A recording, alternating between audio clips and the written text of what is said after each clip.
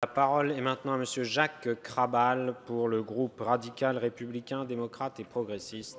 Toujours pour 5 minutes.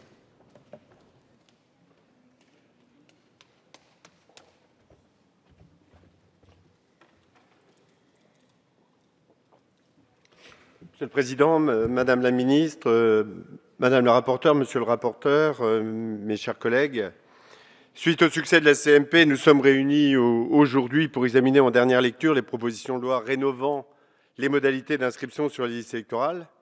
Cette réforme a pour objectif, un objectif ambitieux, simplifier les démarches des électeurs en permettant la révision des listes électorales, non plus une fois par an, mais tout au long de l'année à partir d'un répertoire électoral unique et permanent, tenu d'une manière dématérialisée par l'INSEE. C'est une bonne chose.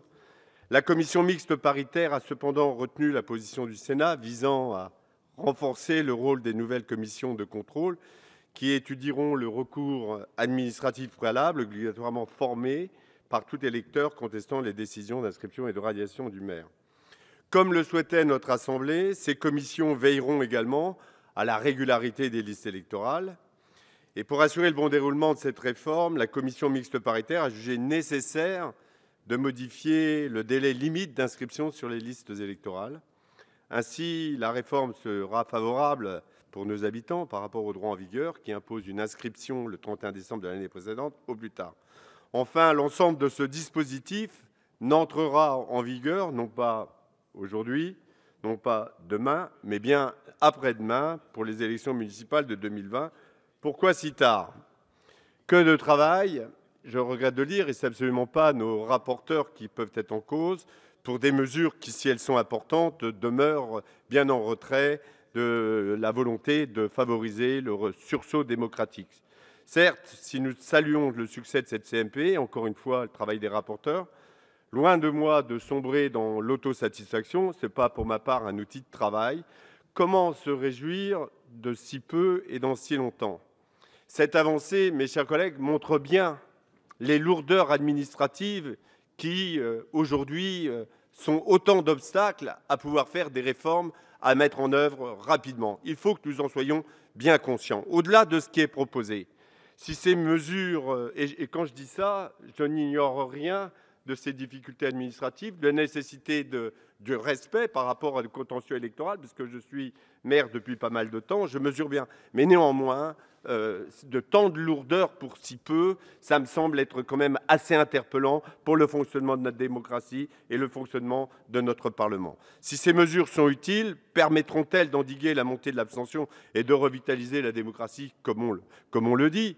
Je le souhaite, mais les réponses seront claires et nettes. Non, les élections se succèdent et se ressembleront malheureusement. À chaque consultation, le grand vainqueur, c'est l'abstention. Et cette mesure qui permettra peut-être de renforcer l'inscription sur la liste électorale sera bien en deçà de la participation que nous, démocrates et républicains, souhaiterions voir massivement. Donc la question que nous nous posons, c'est pourquoi n'est-il pas possible d'automatiser l'inscription sur les listes électorales et simplifier le vote par procuration? Ça se fait dans de nombreux pays d'Europe. Donc je pense que cette inscription au fil de l'eau doit être un objectif que nous devons nous assigner. Et puis, je l'ai dit et je le répète, parce que c'est un engagement très fort pour ce qui me concerne, pourquoi priver de vote celles et ceux qui vivent parmi nous? C'était un engagement qui n'a pas été tenu. Et si on veut retisser du lien social, il me semble que ça passe par là. Oui, plus que jamais, nous devrions être encore à l'offensive, saluer ce qui a été fait, mais ce qui reste à faire me semble nettement plus important que ce pas parcouru. Pour plus de démocratie et de citoyenneté, contrairement à ce que l'on dit, je ne pense pas que le vote obligatoire se traduirait automatiquement par un report massif des électeurs vers les extrêmes, bien au contraire. On le voit dans des pays où il est obligatoire et où les extrêmes font des scores beaucoup moins importants, avec bien évidemment la reconnaissance du vote blanc. Autant de chantiers que nous souhaiterions voir ouverts. Donc, vous le savez, le groupe de RDP, bien sûr, votera ce projet, même si nous souhaiterions encore aller plus loin. Parce que, comme l'écrivait Jean de La Fontaine dans la fable « L'hirondelle et les petits oiseaux », nous n'écoutons d'instinct que ceux qui sont les nôtres et ne croyons le mal que quand il est venu. Eh bien, nous pensons que c'est déjà, il y a urgence. Donc, voilà ce que je voulais vous dire. Et en tous les cas, le groupe de RDP s'associe au vote favorable. Merci, Monsieur Krabal. La discussion générale est close. Vous ne souhaitez pas répondre. Nous en venons à la proposition